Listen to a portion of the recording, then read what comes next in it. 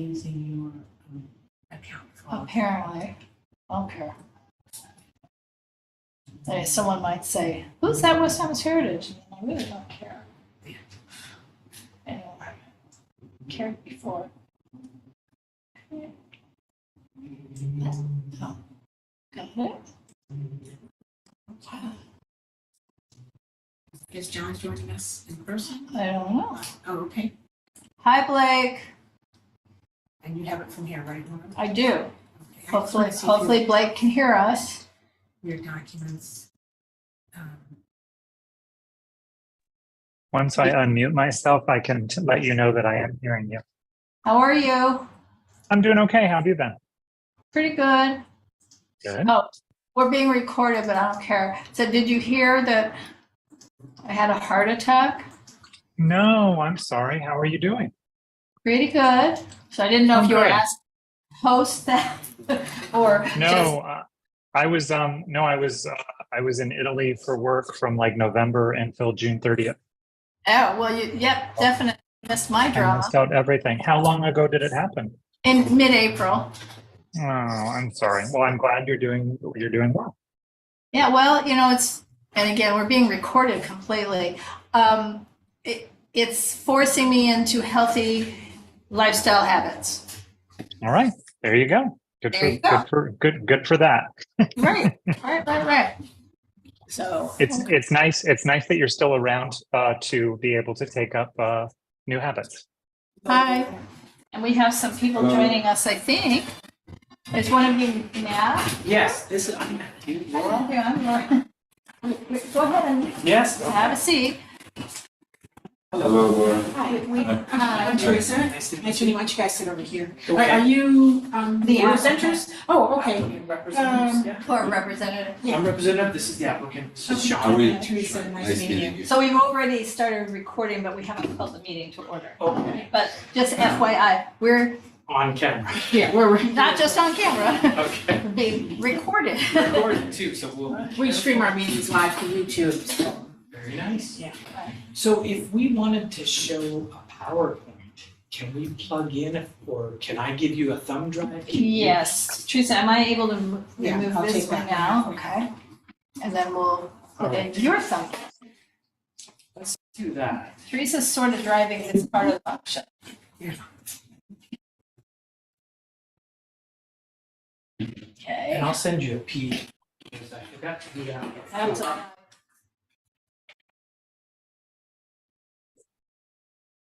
Your John's application here too. actually came in the mail today. So. Perfect time. Right, so. Hi, John. See, everybody, we were good about, let's just start it on time, but people are arriving. So we won't really start till about 5 after. Okay. And we have a youth activity going on in the back. They should be ending soon too, so there may be some people. Place. Well, we wish it were busier. Busier. I mean, as a community Yeah. Sure. benefit, enhanced community center. But, okay, so like I said, I think we'll wait till 7:05 Mhm. to officially start. And I guess I could get it my gum.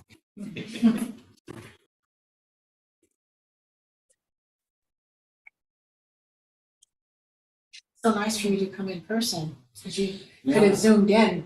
Yes, I like to meet people in person. Old fashioned. Old fashioned. Yeah, I understand. There are pros and cons, of course, to everything, but I think sometimes it's helpful to do things in person. And I've been to one other meeting where we had an in-person component, and going to a first city planning commission meeting coming up soon, and so slowly. Are they doing hybrid? Cultural Heritage Commission is doing hybrid. That's a good question. Yeah, they are. They are? So here's the thing about this. We have, when you can How does speak, this work? well, see, talk again a little more. Good evening, hello, testing, testing. Hello. Hello, hello. Oh, Here, I can hear everything. unfortunately, it didn't work the way I was telling you it was going to work. It'll work, don't worry. Okay. Yeah. So It's been So we're tracking. There it is. Now, yeah, and while you guys were talking earlier, it did migrate to you. So it's AI technology that voice tracks.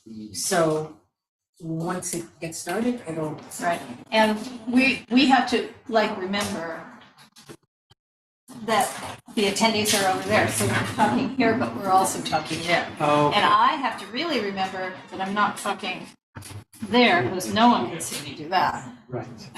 And Yeah. my hardest lesson.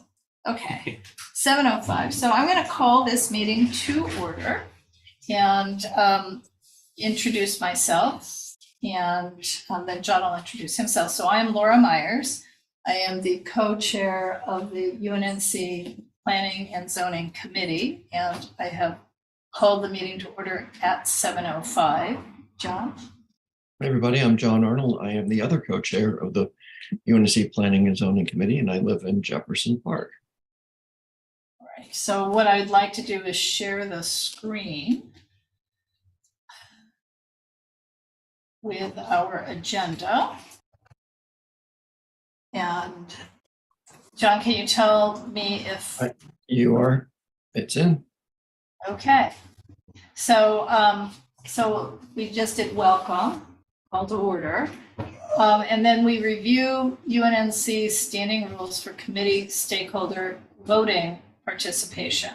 So anyone who is a stakeholder to UNNC, and that would be someone who lives here, works here, attends school, owns property, it participates in a nonprofit charitable 501c3 community-based organization that has brick and mortar here, and a local community organization, is in effect a member of the committee on the night of the committee's meeting, because we recommend things to the governing board.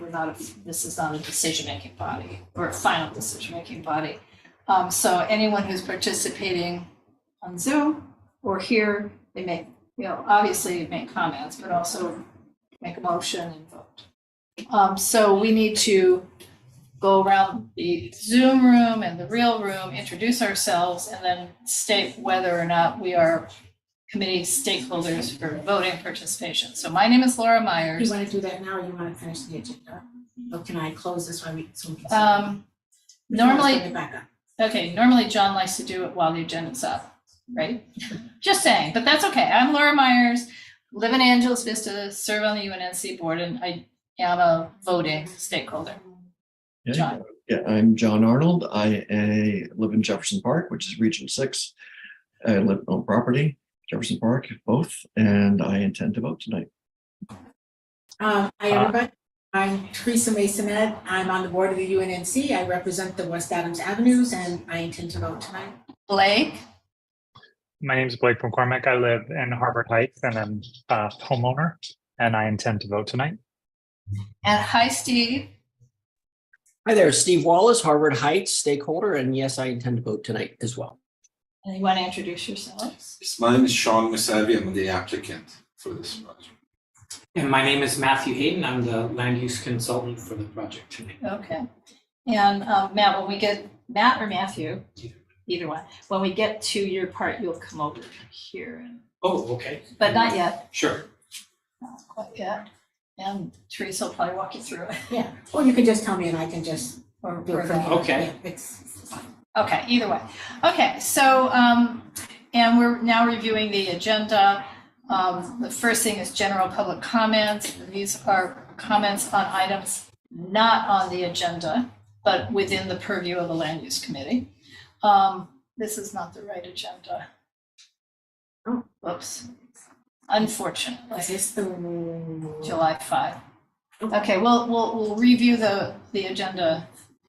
So is that what was up on the website? Can we get into the Yeah. agenda packet? Oh, not without the agenda, I guess not. Let's just go to the. I can. Oh, yeah, that'd be great. Thank you, John. 1 minute. Oh, except for you need to be made into then, here, hang on. Co-host. Well, you want to see the agenda? Yes, please, because that was the wrong agenda. I mean, up till then it was fine, and then not so much.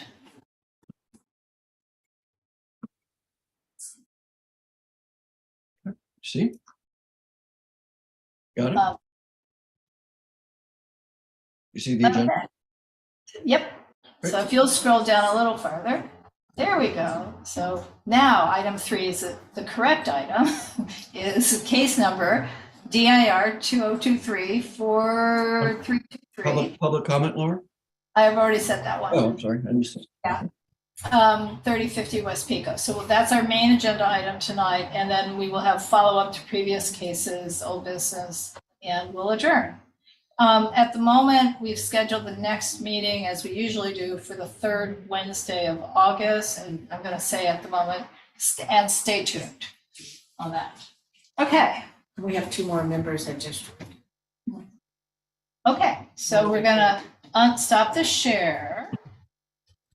And then we're going to say hello to Donna and hello to Jasmine. So we've already gone through the part about affirming stakeholder status. So Donna, can you introduce yourself and affirm your status and whether you're planning to vote tonight? Good evening. Sorry I was late. I am Donna Jones, West Adams Avenues.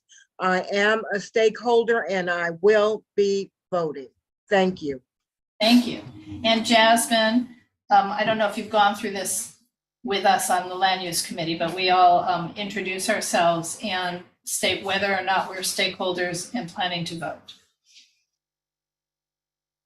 Hi, yeah, I'm Jasmine Johnson. I'm an at-large rep on UNNC board, and I live in the West Adams Avenues. I guess I will vote, but I also have to jump off early, so I don't know if I'll be on long enough to vote, but if I'm on long enough, I will. Understood. Okay, thank you. All right, the next item of business is general public comments on anything not on tonight's agenda. Please raise your hand if you have any general public comments. Okay, Donna. I just wanted to mention the fencing issue we have on West Adams. I'm sorry, west of 10th Avenue or Edge Hill. I think it's 4014 and 4016. We have talked about it a lot over the last 2 years, and I am hoping we will be able to discuss it on agenda in the next couple of meetings. Thank you, and that's it. Anybody else? I do have one. And I guess we could really talk about under old business if we need to, but we received tonight, or this afternoon, the letter of determination for the proposed adaptive reuse and conversion from a theater to an events and banquet hall, event center banquet hall for 3020 Crenshaw, the former Kakusai Theater. It was approved with conditions that include not just the historic preservation components, but also if, but we'll say when, they redo the parking lot, they will need to plant trees in compliance with the Crenshaw Boulevard specific plan, and at minimum 1 canopy tree to provide shade and to help reduce the impacts of urban heat island effect of a parking lot. So We did Okay. good. oh, you know. Okay. So any other general public comments? So I'm gonna turn this over to our applicants, and Teresa I will will try to do my best.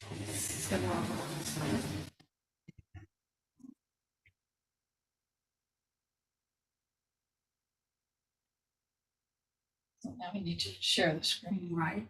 Do I make If you, yeah, if you go on the top, there's a little. You know what? You're welcome to use this if you. Oh, yeah. Okay, but why don't you, while we're doing all this, because right now we're not even anywhere, so we haven't shared the screen Right. yet. No, we haven't, but let him, that's what I was looking for. I can, Move down. No, move the mouse down. Oh, and share the screen? Oh, yeah. Okay. Well, Okay, so where's the Zoom? just hit escape, Laura. We're gonna- there. So let's go, yeah, let's go to the Zoom on the bottom. And then with the That and one. then hit share. Share screen. And now, And yeah, look at me, I'm still Yeah. pointing to the computer that no one can see. And you should be able to bring that up. And also introduce yourself. and do you want to? Do slideshow eyes. Yeah, actually, it's down on the bottom too. You're right. Yeah, right there. Okay, yay. Wow. A professional. No. But John, can you see that okay? Again, Okay, great. Okay, well, good evening again, everyone. This is Matthew Hayden, again, the land use consultant for this item, the proposed project at 3050 West Pico Boulevard. And we have a presentation that we'll make tonight to review the project, give some information about it, and then, of course, be available for comments, questions as needed. So I think. How does he navigate forward? I don't know, you have the screen, Laura, I can navigate it. Yeah, just. Here. There we go. There we go. Yeah. All right, so you just tell me next, because I have arrows that you don't Okay. seem to have. I mean, that we don't seem to have there, because we're doing the slide, oh, right, because only the Computer. has the, Right. okay. So, I have my computer. I'm going to try to keep up with you so I can see too. oh, yeah, but you can see it there. Yes. See, we're gonna remember to watch it there, and then you'll just say next, and I'll hit the arrow.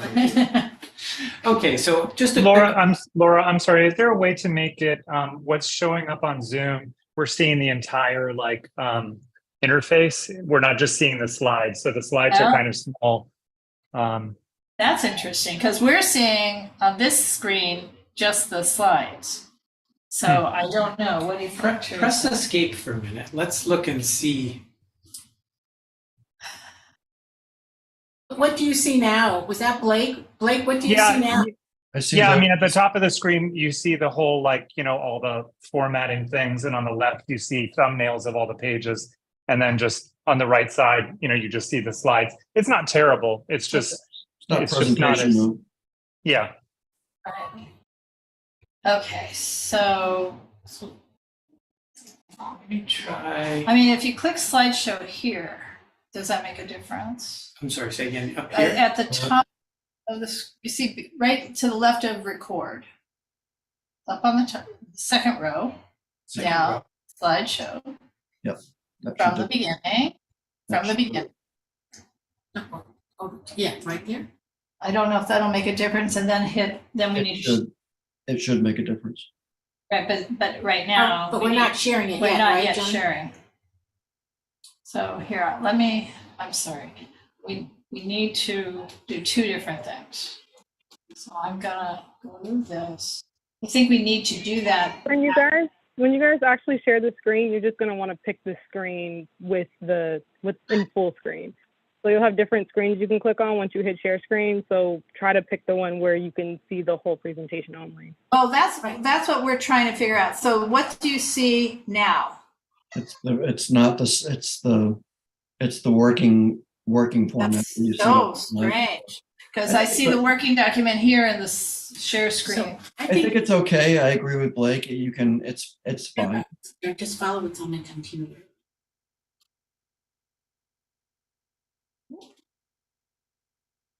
Oh, I changed it. Stop sharing. Oh, did it? A What little do you- bit. We can still see, we can see next slide, but it's fine.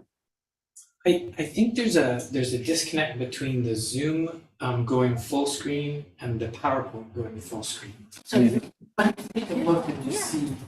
All right. Okay, sorry, you guys, we're trying to figure it out. I think it's Oh, okay. isn't that funny? Because, It's very, very clear on this end.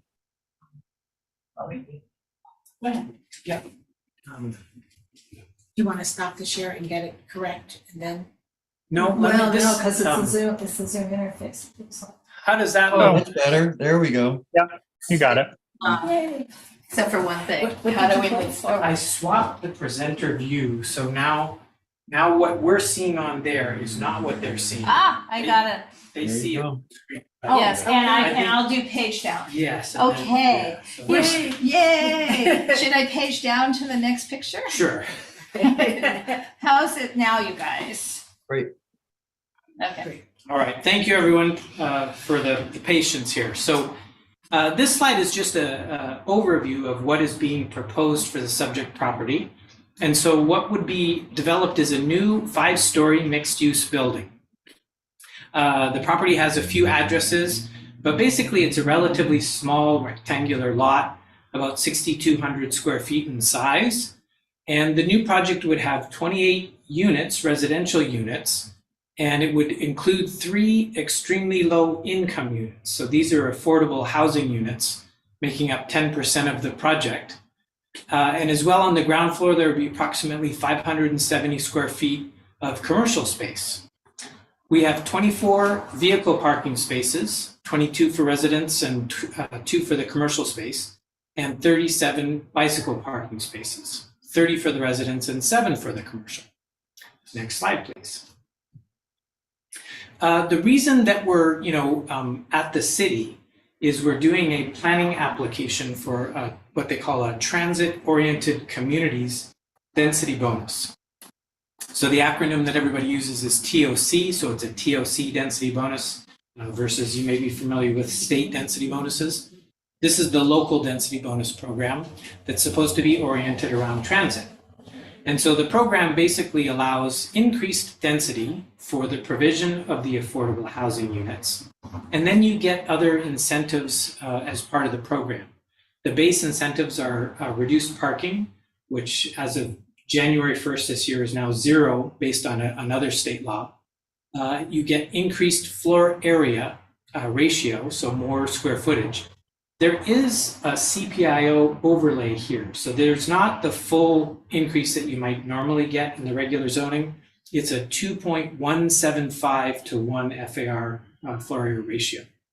The other incentives that are being requested are reduced side yards of the RAS3 zone, which are 5 feet, and increased height.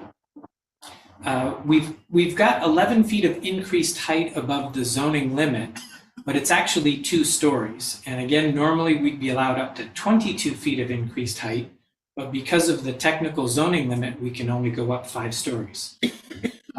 I feel like I may have recognized one of the names of the committee members here who may have seen this project before. And we actually were at 6 stories when we started, but due to the technicality and working with building and safety and planning, we've had to reduce the project by 1 story, so it's 5 stories now. And then, of course, the property is in the Harbor Heights Preservation Plan area, so we also need to get a certificate of compatibility with the preservation plan. So those are the application requests. We filed the application about a month and a half, 2 months ago. You've gotten a copy of that now. We've actually been working on the project for, sad to say, almost 3 years now. We've been delayed during COVID. Some of the things that we've had to do have been work with the city preservation planners. We've had to work with building and safety. We've had to work with the affordable housing planners. We've had a number of different iterations. We have made presentations to the HPOZ board. We've been before them a couple times, had their feedback, had to incorporate that. So on the good side, although it's been a little while, we have had a lot of review, and we feel like we've pretty much got most of the requirements in place now so that it will go forward rather smoothly, we hope, at this point. But it's taken some time. Next slide, please. So this is just an overview of the zoning. And again, what you're looking at is the subject property in blue. It's sort of to the right center of the screen. It's on the south side of Pico Boulevard. And what we're really looking at is this block between Western on the left, and it's, is it Oxford? Probably. Yeah, because that's an area in the preservation plan that is sort of designated for those commercial uses. Some of them are contributing, some of them are not, but that's the area of planning that we've been looking at. Behind the site is residential uses as well, and we'll talk about that in a minute. We can go to the next slide, please. When you look at the built environment, it reflects the zoning very much. Of course, obviously, there's commercial uses all along those lots on Pico Boulevard. We've flipped the orientation. We're now looking south at the top of the page. And again, you can see the subject property in the middle. It's basically a vacant lot. It was demolished back in the 90s and has sort of been a little bit of an eyesore on that block for many years. And so we're looking forward to maybe bringing something new here. Go to the next slide, please. Just an aerial street view. And again, empty lot. There are buildings on either side of it. And not much going on right now. So, again, we'll be doing redevelopment of this rectangular property. Next slide, please. I'm looking at this one for a minute. Oh, sure. Yeah. Okay. You got it? Yeah, I have those pictures also. Okay. Yeah, you guys are probably very familiar with this property in the community. So again, we've switched the orientation of the property here now. So Pico is on the left and the rear of the site is on the back. And what we're looking at is the ground floor plan. So what you have at the top of the floor plan is the ingress-egress point off of Pico Boulevard. That will be where you access the property for vehicle ingress-egress. And you come in, it's one level of parking, but we have a little bit of a unique parking solution. The green parking spaces at the back is where the 22 residential spaces will be. And then we have commercial spaces in the front. But the residential spaces are using a mechanical parking lift. So this is something that Building and Safety has approved, and it's a puzzle system. And there's another slide that we'll look at it a little bit more closely. But essentially, the spaces will move around up and down and make use of the space instead of having a full subterranean level to more efficiently provide the parking spaces for the building.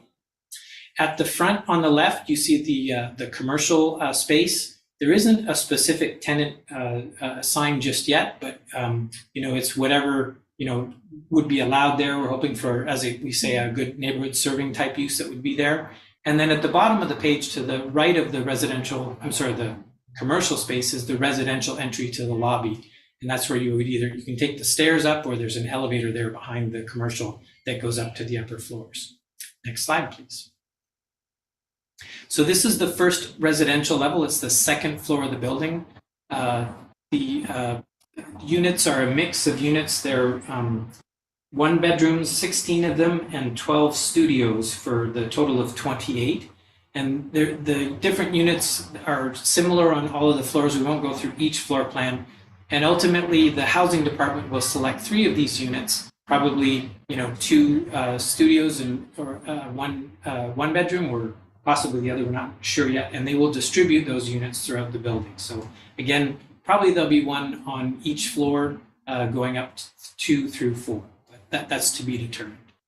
The final thing to note about this is at the back, there is a residential common open space. There's a rear yard there that is set back 17 feet from the property line, creating a bit of a buffer with the residential uses behind. And we'll talk about that a little bit more again as we go forward. This is on the second level. This is on the second level. So there is a rear yard there. The side yards are where the incentive is to have just 5 feet. Normally in the commercial zone, you don't have setbacks for commercial buildings, but residential you do. And so the incentive is to have a 5-foot side yard setback.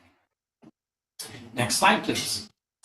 So this is the 5th floor plan. So the 3rd and 4th floors are very similar. The main thing to note, which you can see from this plan, is as you go up the back of the building has been stepped or tiered away from the residential property to the rear. That's a requirement of the TOC incentives. And so at the 4th level, you get an additional setback. I think the total there is 24. And then I can just flip through mine and just see. It's another 7 feet at the 4th floor, and then another 9 feet for a total of 33 feet of setback from the property line to the upper floor of the building. The front of the building, the planning department had encouraged us to actually build right to the front property line, the entire building, to create a more engaged street presence for the pedestrian experience along the front. So the step backs and setbacks occur at the rear of the building, not the front. Next slide, please.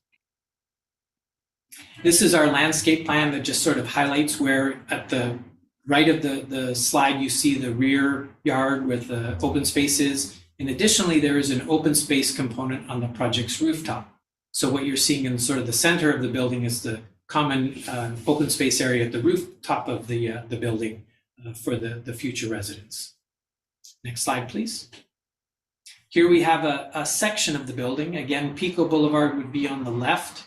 And so there's two things you can see here. One is that car parking stacking system, the mechanical parking lift. And so one space will be empty in these rows of parking so that there's a empty spot that can circulate, that can be moved up or down so that a car can come in and then your car would be put back into the pit, as they say. But you don't have to dig out the entire subterranean level to accommodate the vehicles. And then the other thing, again, as we say, on the right-hand side of the building is where the setbacks occur, 17 feet on the second and third floor, and then you have 24 on the fourth and 33 on the fifth to provide some relief from the residential properties to the rear. They actually have a 45-foot height limit. I don't know what may or may not be developed there at some point in the future, but I think those are also part of the on the other sides. Those are, multi-family zoned properties as well. They're part of the preservation plan and the CPIO, so not sure, but at least I think there's a good design scheme here for the property. Next slide, please. So again, in terms of the preservation plan, what we've been asked to do was sort of look at the block that is on Pico Boulevard, the south side of it. The north side of Pico Boulevard is not part of the preservation plan area, so it's different across the street. But here, the properties that are hatched or gray are what they have determined are contributing properties. The ones that are white are not. The subject property, obviously, as a vacant lot is not. But the goal is to try to have something that could fit in and be consistent with the character of the existing properties along this block. Now, I'll be direct. Obviously, if the existing buildings, which we have some height measurements there to give some information on them, they're basically 1- and 2-story buildings. And if a 5-story building is not consistent in the sense of the existing size of the buildings, but it is consistent with the zoning and the height that's allowed through the TOC program and the subject property zoning. And so the architect's scheme was to try to do something that would have a base to the building that was sort of consistent and compatible with the existing 1- to 2-story development, and then have a residential component on top that would sort of match some of the materials and things that are there, although we didn't really find a consistent material design type situation on the block. But we felt that what we chose would fit in. And so again, with the feedback that we've received to sort of have the project engage the front property line and the public right-of-way, and to try to have a base of a building that would be, consistent with the existing built environment, that was the ultimate design scheme that we came up with. So next slide, please. And we're almost done here, but I think what we'll do now is we have prepared a few views of the property with the existing buildings shown to sort of highlight this, approach that the architect has taken to the building. So this first one is just a straight-on view, and again, you can see the subject property building and the 2-story element at the ground floor, the base that anchors the building with the residential above. And then if we go to the next slide, please. This is a view sort of looking westerly along Pico, and we feel that it's a nice sort of fit in. Obviously, it's new development, but theoretically, these other buildings may come along, and again, ours hopefully would be some sort of reference or marker to what may be happening on the block. Next slide, please. And this is similarly a view looking easterly along Pico, the same frontage with the subject property here and its ground floor base element and residential above. Next slide, please. What we then did also was, just because it's there, and you may have also all seen it as well, there is a new project across the street that actually is the same mass, scale, and height of the subject property proposal. It's a different architecture, of course, and again, this is property that's not part of the preservation plan area, but it is sort of a gesture to what may be happening along Pico Boulevard. It's a major corridor. It's connected to transit. It's got services and commercial and retail along it, and it's a great street that we're looking forward to bringing something to.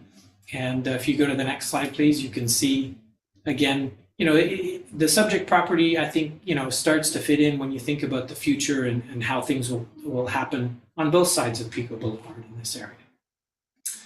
Next slide is again just a reminder again of the front of the building. We haven't picked signage. That was just sort of a placeholder. When a tenant does come in, they may come back. You may see a tenant come through here someday with a proposal for signage.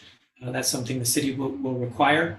But next slide. We're again happy to have been able to come here tonight and appreciate the opportunity to share information on the project. Thank you. Stop the share. Let me give this back. All right. Yeah. And John has his hand raised. Hey, everybody. But we're still sharing that. So I see Steve Wallace's hand up, so I just want to remind everybody that UNNC, we can say anything we want. Yeah, but hang on, we're having some issues here on, oops, If we hit Escape. Oh, I can, oop, now what happened? Where did we get good evening? just move and the mouse slideshow. over. Okay. And slideshow. And slideshow at the top. I'm not seeing it. Oh, yeah. Yeah. Where? Oh, There right. It's like, I'm not seeing it. Okay, because I'm looking here. I just Fine. wanna- Close that. Yeah. And we'll give Okay. you a flashlight before we leave. Okie doke. Now, so John, you said Steve first. I didn't say that. I just Oh. acknowledged Steve's. No, I you just- acknowledge Steve. Uh, So what I want to say is that we can say anything we want. This is our meeting. But there is a overview of design that the HPOZ has that is above ours. So I want to remind everybody that UNNC's purview is about zoning issues of height, scale, mass, but anything has to do with design and color, historical context, whatever it is, really belongs to the HPOZ. So I'm going to respect that, even though I was on HPOZ for 15 years. I'd have lots of comments, but call me if you want them. So for this, I want to, as you all know, I'm a multifamily housing architect. I know all the rules of TOC and all the rules of building and building and safety, everything else. So and I also know what developers are doing across the city and what they're asking for and what they're also wiggling their way in for. And I just want to say I commend that the restraint of this project, 5 stories, as you can see, anywhere, it kind of blends in pretty easily. When you get to 6, 7, 8, that's when it starts to maybe have some scale issues. So I commend the restraint of this project. It is one lot, so there's only so many things you can do on it. So to me, it's perfectly appropriate. And to my opinion, we all have to get used to 5, 6, and 7 stories along our boulevards and do what we can to mitigate the impacts on the neighborhoods behind. So again, TOC is a little bit weaker in the goodies it offers, but then density bonus. So TOC is actually offers less than what density bonus is offering now. So in that sense, having the step back at the back is a really nice thing to have, especially in the R2 at the south.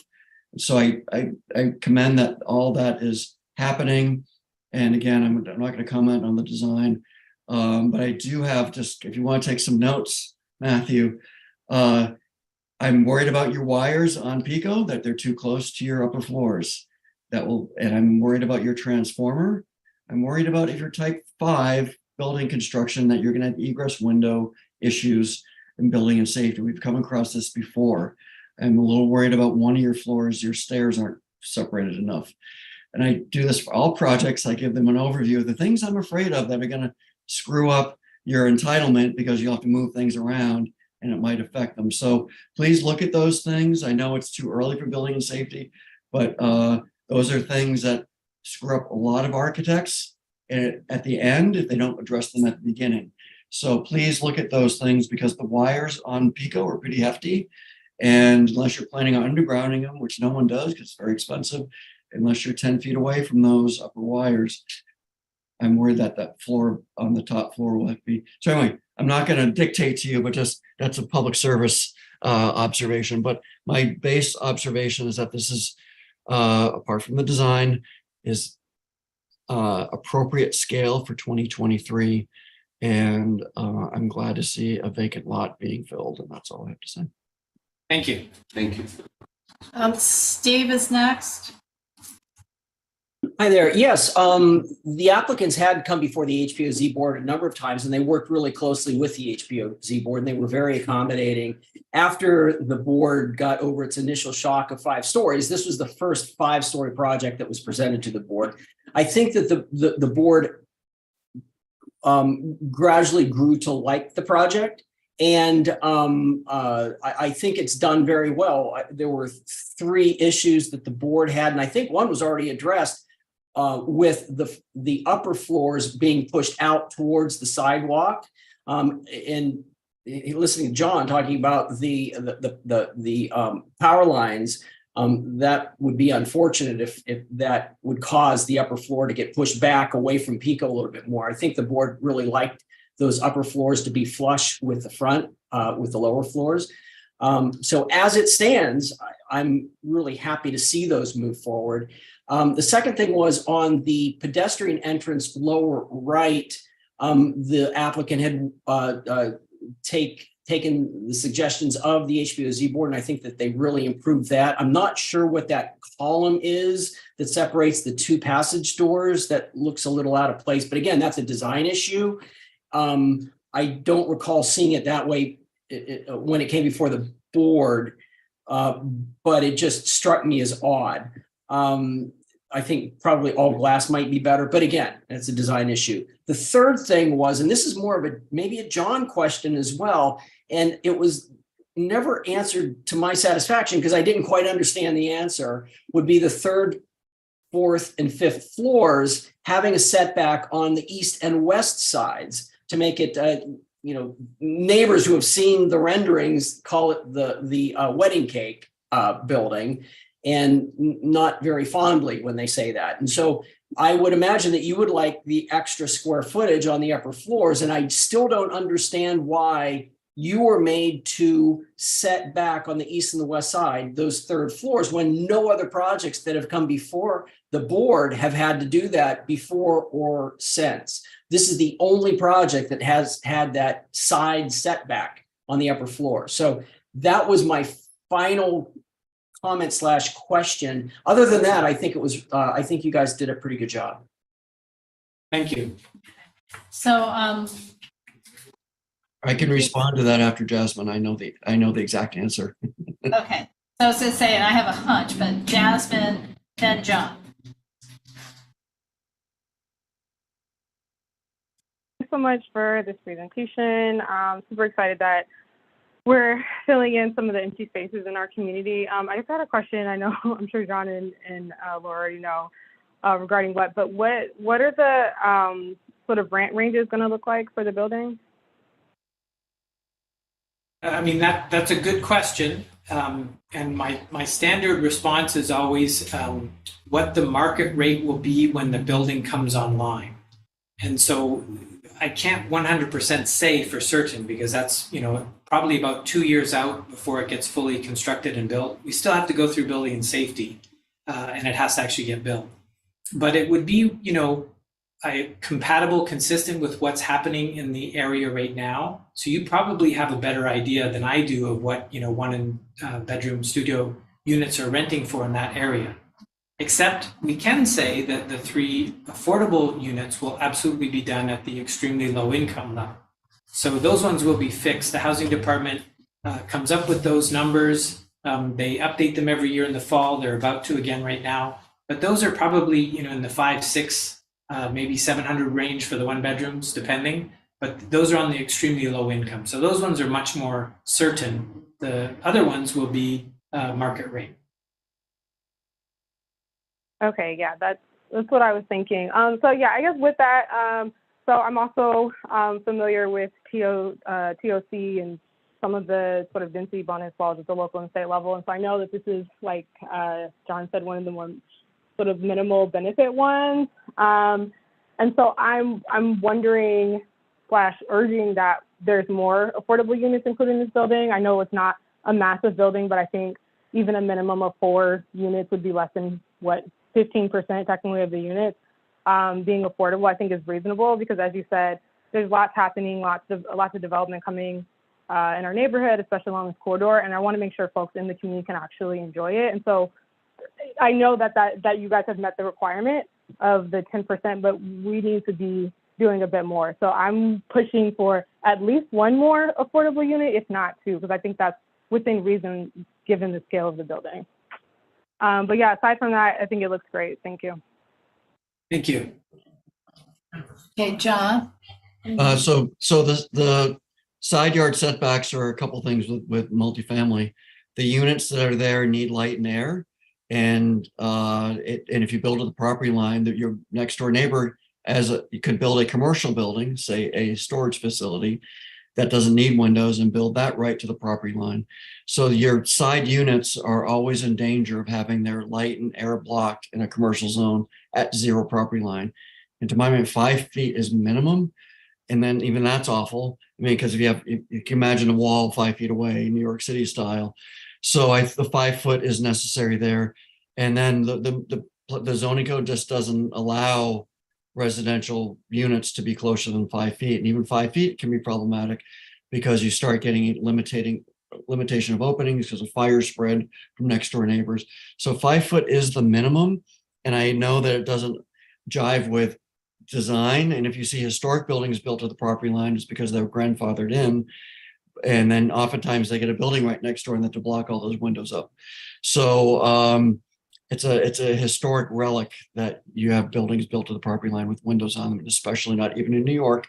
You see, the buildings built to the property line, like a townhouse, they always have those light wells that are dug in. And that's hard in Los Angeles because buildings are made of wood, and you can't, and the building code doesn't allow that anymore to have little light well windows in bedrooms. So they're very difficult to do. And that's part of the egress. Fire department needs to access those windows. That's part of the building code. So multiple things working, Steve, to disallow the non-wedding cake. So it's Teresa, then Blake. Thank you very much. Thank you for coming in to do your presentation. What is the square footage for the studio? I think the average is like 350 feet, Right. 350, 360. Okay, and John, for studio, 350 is within the normal for a studio? We So talked. 350 is not unheard of. It's a small studio. A market rate studio for some, like a 500 square foot studio has a walk-in closet, maybe a separate area for a bedroom, a bed area. 350 allows a bed and maybe a chair. 350 gets bathrooms, need to be, all bathrooms in multifamily housing need to be ADA. They take up a lot of space, usually 9 by 7. So that's right there is 56 square feet or 350. So it's a small one better, but not off the charts, unheard of. And state law to get funding for an affordable unit, the minimum is 250, which we never do because you can't fit anything. Thank you, John. So I went out, took a look at the site, and I noticed the utility lines. I also noticed that there was not a tree well. There aren't any trees along that area within a block or so of that area. And I would like to know what is the possibility of getting a tree or a shrub somewhere in there. And I was looking at the design, and actually you mentioned the building across the street. They have new plantings. I think they're Australian willow or desert willow. So what is the possibility of getting a tree well and a tree planting? So I'll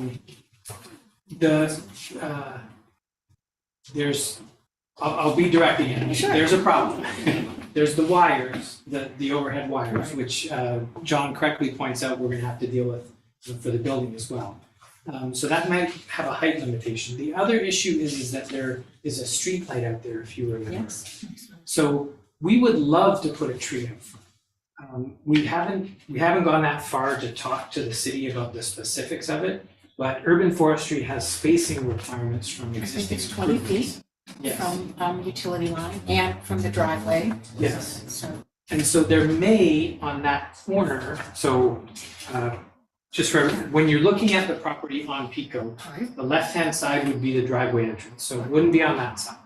Then there is a street light in the middle. Right. It wouldn't be right there, which would be the ideal place to put it, right in the center of the property. And then there's a utility pole. Yes. Yes. But potentially on the right side at the corner, right at the edge of the property, there may be space.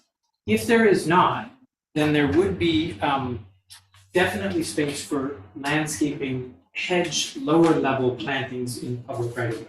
And so that is something that can be done. And we're hoping to improve that area with the ground floor commercial, to have maybe a place for people to put some tables and chairs, if it was a little food type service place. The public right of way is wide enough for a landscaping strip. So we're gonna work with them to try to do something like that. And what about the back area? It said 20 feet? Yes, 17 feet in the back. And I know we have the really interesting parking. I think that's a really interesting, Design? Yeah, I Yes. think we have planters going in the back area. Yes. That's part of our landscaping. Right. There's planters in that area and on the rooftop, and I think we might even have some in the Yes, third or but fourth. no in-ground planting of tree, Not in trees ground. or tree. But in the planters, the landscape architect had proposed,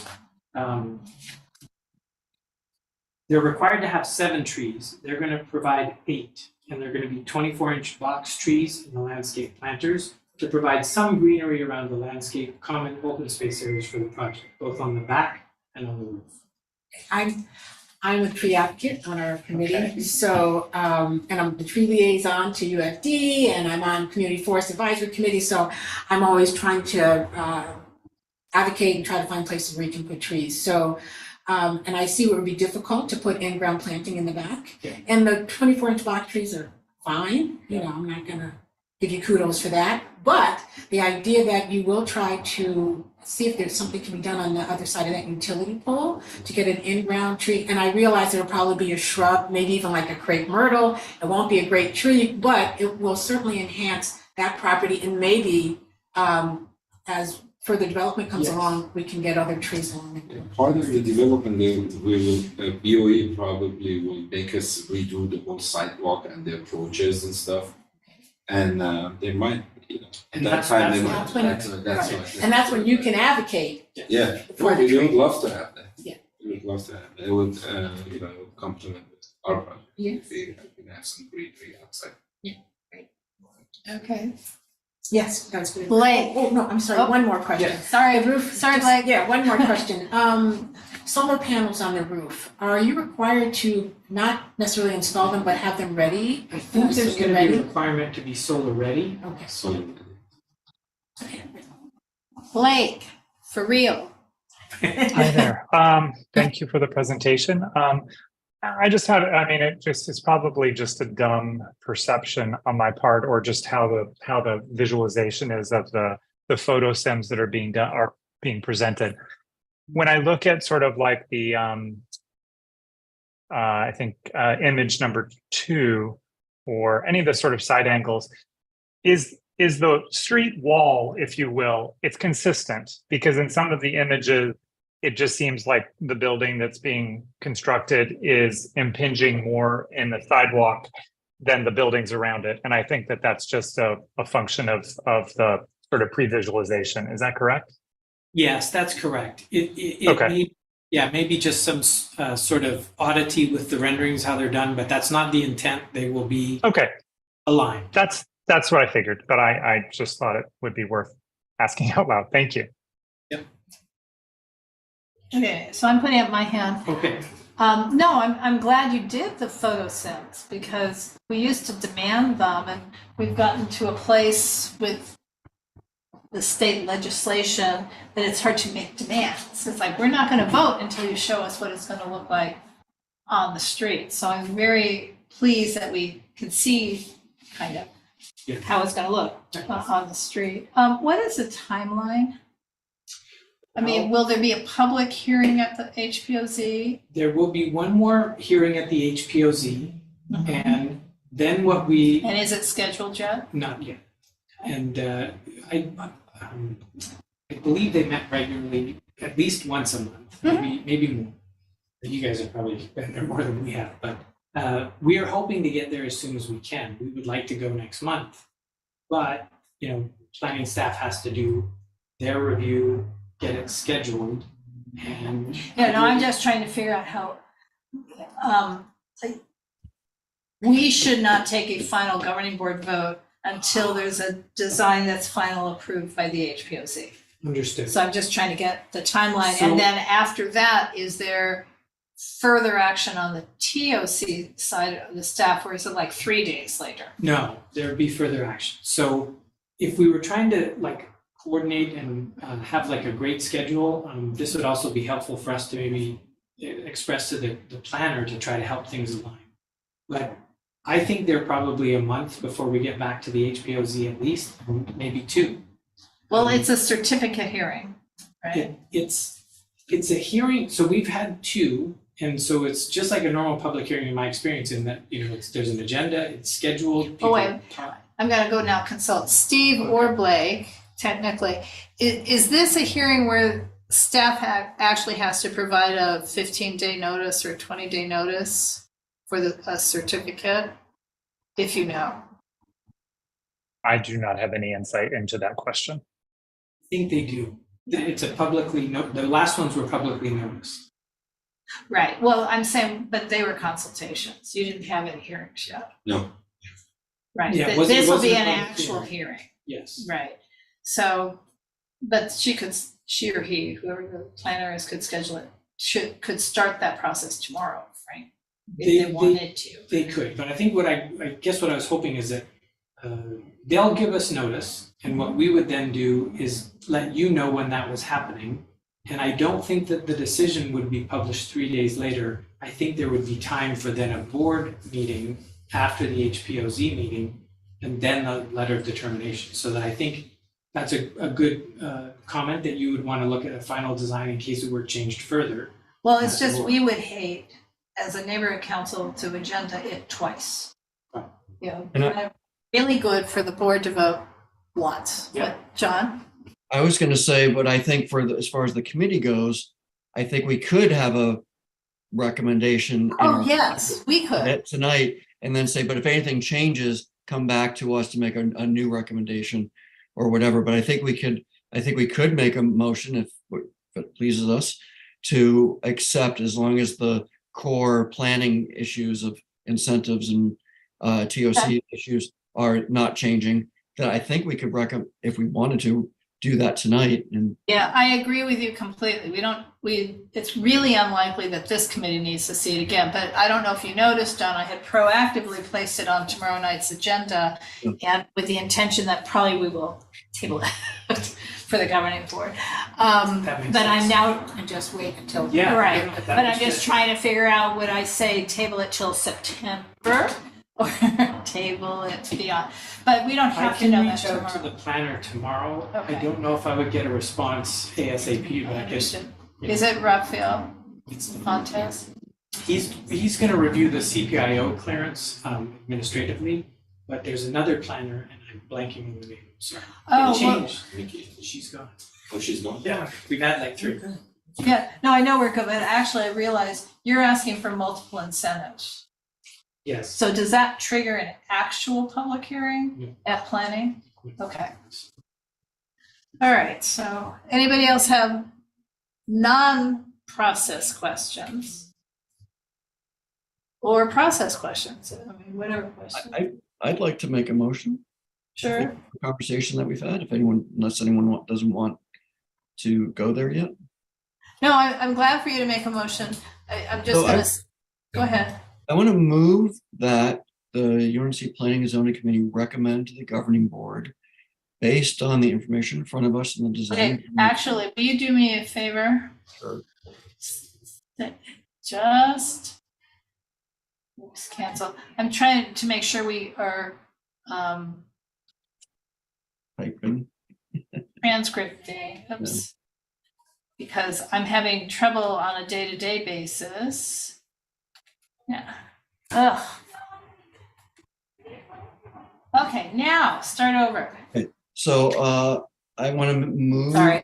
the UNC Planning and Zoning Committee recommend to the UNC Governing Board that we support this project as presented, recognizing that Harvard Heights HPOZ has purview over design issues, i.e., e.g. color, historical references, things like that, but that we recommend that we support the TOC on menu and base incentives presented by the client, or presented by the applicant, and that the project is built in substantial conformance to what we see today, barring any future changes based on HPOZ input. So John moves. Or if they do change, we have to do something different. Substantially. John? I would second that motion. Okay, so Blake, can I ask a question? Are you on the HPOZ board? Well, because I was in Italy for 6 months and I asked them about stepping away from the board, and they said, thank you for your service. And Okay, you know, so you can make the yeah. second. I'm just asking if you can make the second. You can make the second. I'm currently not on the HPOZ board. Yes, Okay. actually, I think that's the double dipping thing that we can't do. But yes. Well, it's also Gotcha. that he can't vote on it twice. Yes. Yeah, that double dips. Okay, Blake McCormick seconds. Jasmine is And Jasmine has her hand up. Because we didn't say anything about affordability. Right, because we didn't say anything about affordability. Is that right, Jasmine? Go ahead. Yep. Hello, sorry, can you guys hear me? Now we can hear you. Okay, awesome. Yeah, no, exactly. Affordability, definitely huge. I think given, even as Teresa brought up, the size of the unit, unfortunately, this building isn't even catered towards families, which is something that's huge. And so folks that are going to be living here really need to, at minimum, we need to request as much affordability as possible. I think 15% is like the bare minimum that I can support. Thank you. So Jasmine, if you wanted to make a friendly amendment to how you want to word that, or how do you want to present that? I'm not sure what our abilities are. I mean, we can say whatever, again, vote on whatever we want, but I'm not sure what even the city's power has over rental rates that are outside of the entitlement. But that said, we can do whatever we please. Right. Well, I think, Jasmine, you were breaking up a little. Were you saying you wanted 50% of the units to be affordable?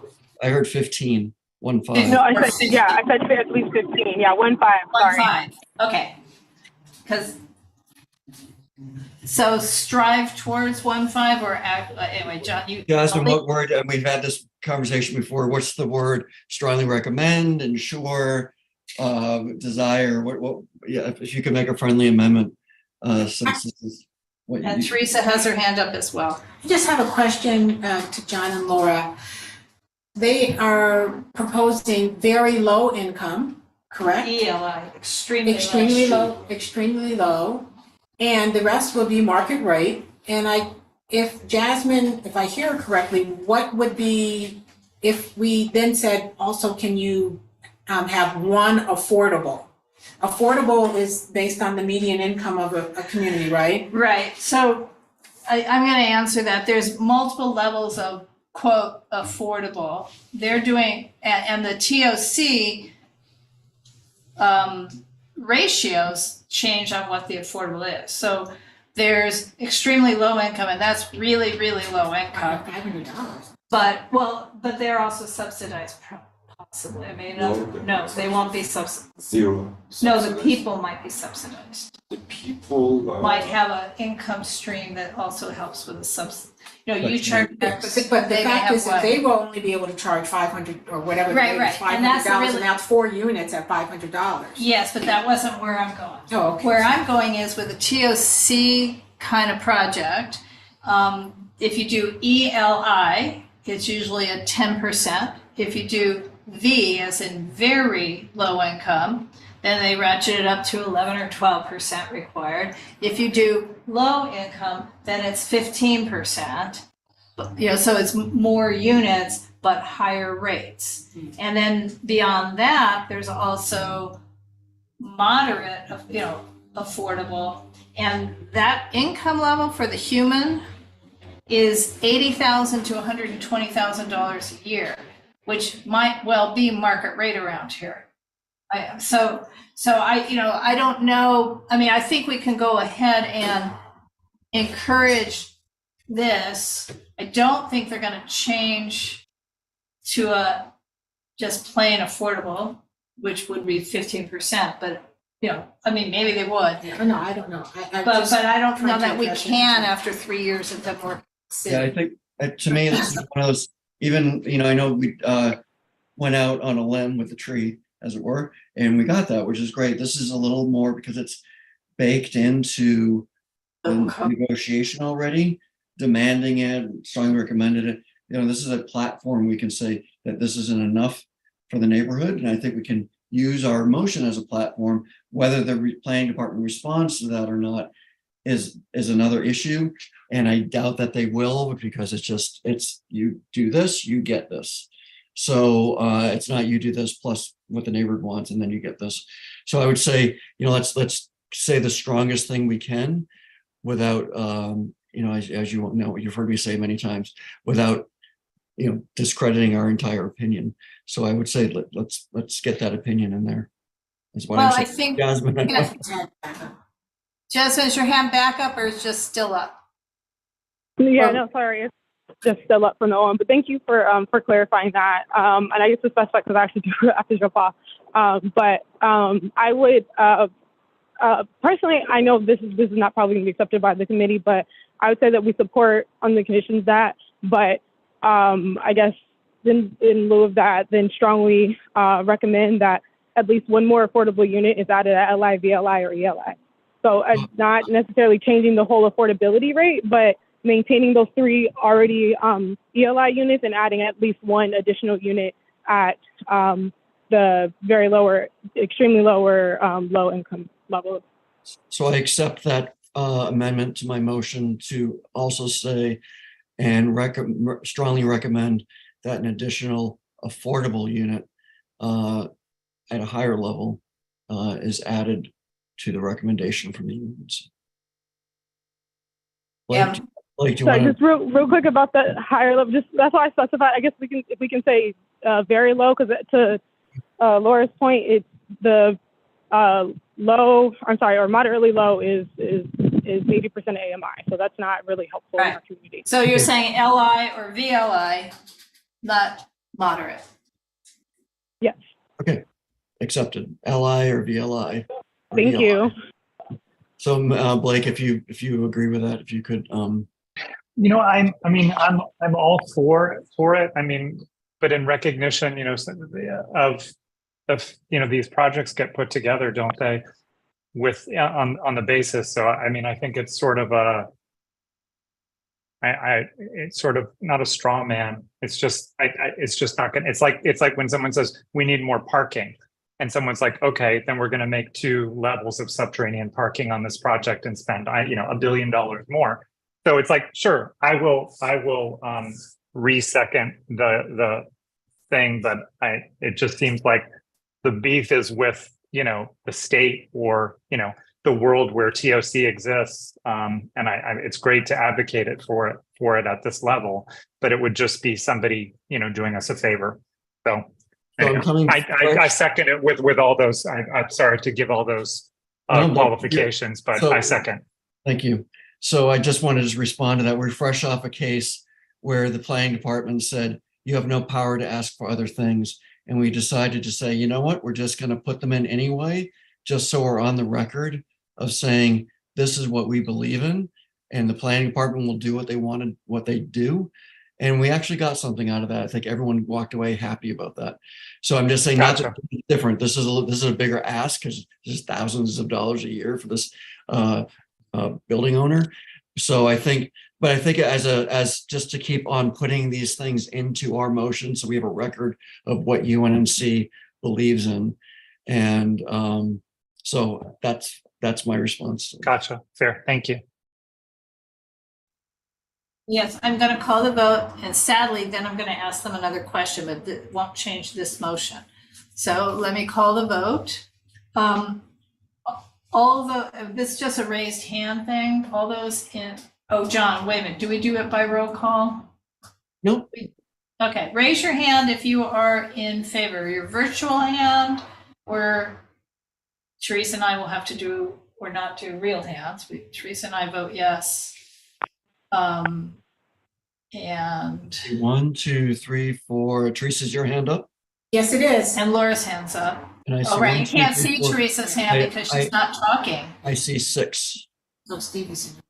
Okay, and is there anybody voting no? Or is there, Steve voted. Steve is voting no, it looks like. Okay. Is that true, Steve? That was Steve who raised his hand. Yeah, voting no because of the friendly amendment. Okay, So it's No. six yes, 1 no. That includes everyone that's in the room that. is- okay, so I think it's, It's 5 yes, John, and 1 no. I got 6. Oh, I got oh, yeah.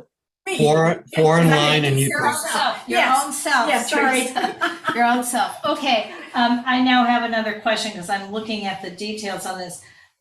There's a 3-foot dedication?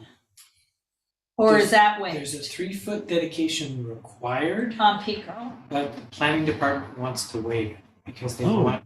They recommend that. Right, so can we do a second motion to support the Yes. waiver, 3-foot dedication? Yes, absolutely. Okay, I move I- to support the waiver of a 3-foot dedication on Pico. I second that and third it and fourth it. Can you explain to a layperson what that means? More room I on will- the sidewalk for trees. Yeah. So Or John. highway dedications are a product of 1940s, 50s and 60s where streets get ever wider to accommodate more cars. Gotcha. Okay. And we've all seen the curb that swoops in on a project and swoops back out when none of the other buildings will ever come down. So basically they're just saying we're going to take away 3 feet of sidewalk in front of the building. And Gotcha. especially Okay. in HPOZ. It And will- that would, It will wreck the and street. part of the problem with that is that they would have to pay to move the utility pole. Possibly. Well, Right, so they that's could not- dedicate it, but it'd still be sidewalk, but then the building isn't following the historic street line. Yeah, no, yeah, so anyway, so there's a motion and it's seconded to support the waiver of a 3-foot dedication. Is there any other comment? And all waivers from now till the. Oh, well, we've already voted to support that, John, but this is a project vote. So all in favor of supporting the waiver of the dedication, again, my hand is up. Teresa's hand is up. That's everybody in the room.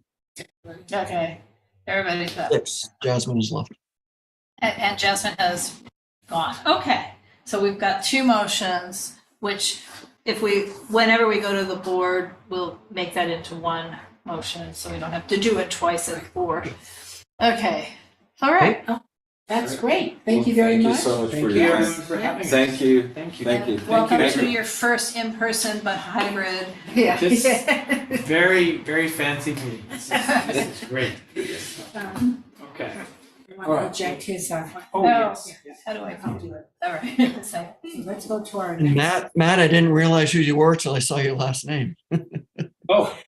right, are you guys like neighbors in Culver No, City? we worked on a project at the beginning of COVID. I don't know if I've ever seen you before in person. Well, it's good. That's why we go to these meetings again. Good to see you. There she is. Yeah. Or did right there. No, I didn't, but. Okay. Oh, I thought you, I saw. No, because the I thought I saw it. PowerPoint was still up, but I just closed it, but it's Oh, all right. so sorry, no, I thought I saw the little okay to reject. You did, Oh, I thought I did see that. Okay. Okay, Okay. oops. So we'll stay in touch, Laura, and Okay. we'll hopefully Thank see you you so guys at the board meeting. The board meeting Okay, will you be can't in walk- person you have to too, walk right? around. Yes, it's in another location, yeah, but, yeah, okay, great, thank you, Thank nice meeting you. Bye, John. Bye-bye. Okay. So the only other thing on the agenda is in effect, old business. So I didn't want to, I know it was only your 2 minutes general comment, but I'm really happy that the planning department, where there's a will, there's a way for Crenshaw to get, to find the process point, which is you touch that driveway, you have to go with Give us the rules. At least 1 tree, so, So that's, I'm very proud of everything we did to accomplish that. And I'm very proud of how we presented it. And I hope that the client read our letter, or the applicant read our letter and feels good about that. So, I think CIM Shaul is going to be working with this community for a very long time, and he wants to be a good neighbor. So, and 1 tree is a small price. I think he would have put 10 if we'd Couple asked. $1,000 maybe with irrigation, but beyond that, it's easy. Well, it may be more than one tree because, I think it's the landscaping ordinance. Right. For an open parking lot, they have to plant, one tree for every 4 parking spaces. right, So if and they the redo Crenshaw whole- specific plan Yeah. has actual requirements as well. So the way that, I mean, what the ZA wrote in the end was follow the plan and at minimum 1 canopy tree, large canopy tree. You know if they would have done that anyway without our letter? Or do you think our letter spurred them to find the? I don't know, I think we had a strong letter, but also the South LA Tree Coalition submitted a letter and I spoke. That was the only other communication, the UNNC letter, my letter, and I spoke, for a minute, talking about the importance of it and our, the situation here with not only urban heat island, but the lack of canopy and, the whole thing. So I'd like to think that it would have happened anyway, because I feel like the debate that happened to get that tree and also the other affordability thing, that was very clear in the UNNC letter. And Laura also spoke reflecting that, saying, hey, this was a very difficult vote and people are very concerned and adamant about having just 1 tree. And I think Dana, Dana and Miguel also realized that. So. Right. Right, and the ZA is new as a ZA, so I think he's, Impressionable. no, it's more than that. He actually read everything. Oh. He's not yet overwhelmed with the job. He actually said he has no backlog. He's gonna issue this decision really quickly. And he had kind of went through this and this and this and this. So he's not new to the city or city planning, but he's new as a zoning administrator and very seasoned otherwise. Great. It was Jonathan Hershey. So anyway, okay. Great. Any other, I don't think there's any other things. Steve. Yeah, this is definitely off subject for this board, but for HPOZs, planning is now requiring the boards to meet in person instead of Correct. Zoom. Do you guys have any opinion on that, or is there any way to wiggle around that? Because we may lose some good board members just because they can't meet. Yeah, include there's neighborhoods over. There's no wiggle because it's not the planning department that's made the requirement, it's the state legislature. We have to meet in person as well. The committees don't. I mean, the way we're doing this committee, just I or John has to be in person, the chair or co-chair. But any board has to be in person, and the only thing the planning department is not doing is allowing a board member the very occasional Zoom meeting. It's, there's a particular number, but it's like a max of 3 in a year. And you still would have to be in LA County or maybe in the state of California, so you couldn't be traveling. And the only accommodation so the planning department is not accommodating that. They're just saying everybody in person, but we're doing hybrid so that the public can participate from afar. They're considering doing an accommodation if somebody, has cancer treatments, for example, and needs to not be in person for a short while. But, and that's one of the exceptions, in the state law, but it's not really something they can make a big exception about, Steve. All right, thanks. And in this new legislation, AB, I don't remember what it's called, for AB something, where maybe if it passes, neighborhood council will have some options. they ended up excluding things like HPOZ board from that legislation. The only thing that the legislation is about is weirdly neighborhood councils, which seems like a weird state effort. John? Not, this is another subject, but I'm gonna tie it to a previous case. The week I was not here, that was in San Francisco, the other case that was with Crenshaw one, the guy that came in and Yes. called us names. So there, The ED1, other- which is You're saying the other the other the one, Venice Boulevard? I think so, I can't remember. Yeah, Yes. Venice Boulevard. So what Also had Herman happened, Heights. you know, ED1 was read initially as this, if you're doing 100% affordable housing, you can do anything you want. That's what's come. I've been asking questions about how does that override CPIOs, HPOZs, and how does it, and then do you have unlimited waivers? So all the same rules apply. You can't, it doesn't override CPIOs, it does not override HPOZs. So what it is, if you're 100% affordable, the same rules apply, as you just get expedited processing. So you can't just do 100% affordable and get 12 stories and no setbacks and no open space. Right. That's so what that means. So what I've heard from the city is that they're in the process of making an ordinance that will address CPAOs and HPOZs directly, so developers don't think they can just do what they did on that project and say, We don't need to go. you don't need to do anything, step away, you NIMBYs. Right. So I also think possibly they heard via Dana Sales about the community reaction, because I've been informed yesterday by the resident who lives right behind that lot that for the first time in a year and a half of asking, the whole thing has now been cleaned up in the last week. Wow. So Great. I'm hoping we had an influence with that, because I think it's very unfortunate when an applicant, I mean, I know that the land use consultants have no real control, they just report back, but it sounds like something happened and then it got cleaned up. My guess is it's been happening all over. I had a developer come to me in the SNAP, which is the Hollywood specific plan around the red line. And he wanted, like we saw in Gramercy, 12 waivers. And I was like, I don't think you can do that. So yeah, well, I want 120 units on these 3 lots in a 1-story district, 2-story district. And I was like, oh boy, this just doesn't sound right. Didn't take the job.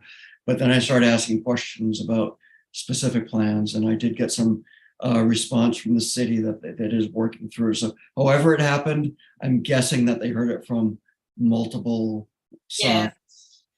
Right. Because So, that and I'm gonna, the case I'm not allowed to talk about, the LA Times has done a story. Oh, good. Can you send us the link? Okay, that'd be great.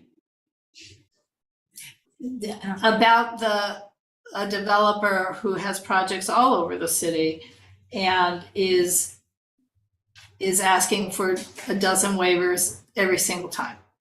So I can share that link. It's only online. I'm sure the story will appear in print, but right now it's only online. And it also is incorrect. It says in the Harvard Heights HPOZ, but it's, the one in Angeles Vista. Okay. So Okay. just to add on to the Gramercy discussion. Oh, So, which we're not saying. no, this is information. It's information. We already voted. It's done.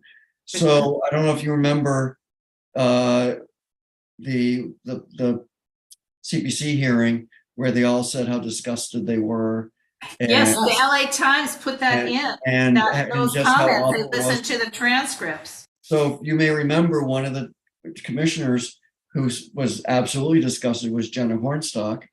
Jenna Hornstock is now the mayor's deputy for housing, and she is well aware. I spoke to her I rubbed shoulders with her at an event. She cited, oh yeah, I saw a project. She didn't remember exactly who I was.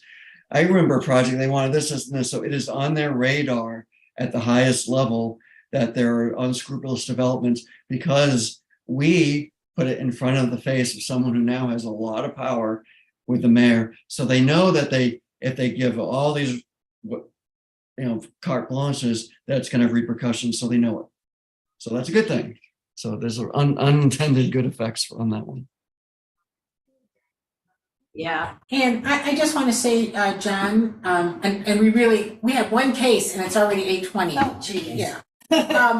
I agree with you that we know we can't, just as the same way with the Kokosai Theater, we can't say, you have to make it affordable to to the community. You know, I don't know how anybody would do that, by zip code or by how they would identify those people, but I do think, and the same way we can't say with the TOC that you have to have so many affordable, but I like the idea of us just putting it in there, that this is something that's important to our community, and over time, you know, our board knows that we're committed to it, and who knows what the long-term effects of that. Right, and that, yeah. There'll be a And that body we're of committed rep- to, Sorry. let's say, that we're committed to not being NIMBYs. I mean, we're committed to having good design, projects that enhance the character of our community, but the word community isn't just the buildings, it's the people. It's got to enhance our lives. Right, and also we are respecting Jasmine's advocacy. Right. You know, that's one of the issues that she's been addressing the time that I've been with her on the board, is about this housing situation. So we're trying to, you know, address her concerns that she's bringing based on her community representation, so. I agree.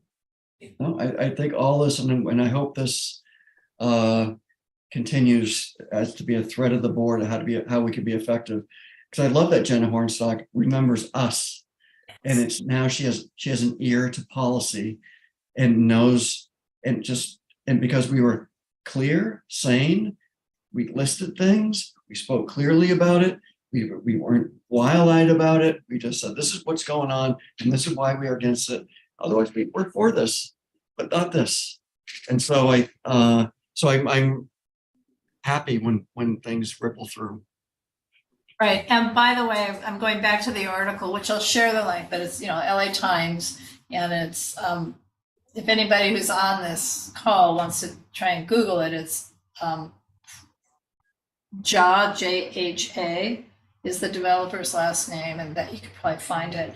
But the reporter wasn't perfectly accurate. I will say I did not refuse to be interviewed because I thought I'm just too conflicted across the board. So I can't complain if he's got things wrong, if I didn't talk to him directly. But he did interview the housing manager in the house, the guy who manages the guys in the house.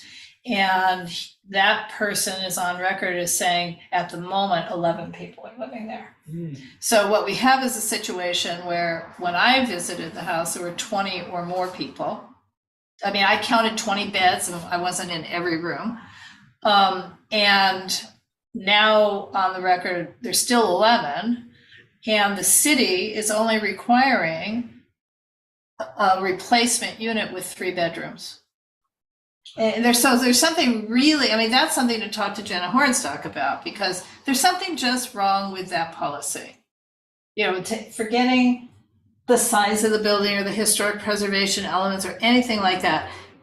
You're overtly getting rid of people and not providing replacement housing. And what he said, again in the article, is because it was so difficult to fill out all the paperwork that the city was requiring. And that's an issue. And I think something that we could take on, frankly, and maybe if Jasmine had left, we could get her to take it on. Well, I mean, you know, she's passionate. So, okay. Okay, well, thanks, everybody. Thank you. Thank you. We can stretch out one item like no other. Oh my gosh, wait till this call is finished. I'm gonna light into Laura on this. She said, oh, we only have one agenda item. We should It's get gonna it be very short. done before dark. Yeah. Not Okay. so much. Okay. Take care, you guys. See you later, everybody. Thank you. Bye. Bye. Let me stop YouTube. Laura. Oh. Just stop YouTube. Okay.